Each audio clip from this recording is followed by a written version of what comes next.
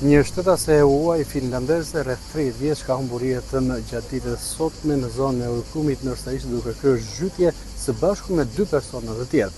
Gjatë momentit të eksplodimit, 30 vjeçaria është ndjer keq për shkak të mungesës së oksigjenit, sipas informacioneve paraprake, ndërsa 2 persona të tjerë që ndodheshin me të kanë kërkuar ndihmën e një skafi i cili ka shoqëruar më pas drejt molit, aty ku ka mbritur edhe urgjenca e spitalit rajonal qytet të Vlorës, duke dërguar me shpejtësi 30 vjeçaren drejt spitalit, por fatkeqësisht ajo ka humbur jetën. Ndërkohë policia ka nisur tashmë hetimet për këtë ngjarje të rëndë, ndërsa ka marrë në pyetje edhe 2 persona të cilët shoqëronin 30 vjeçaren.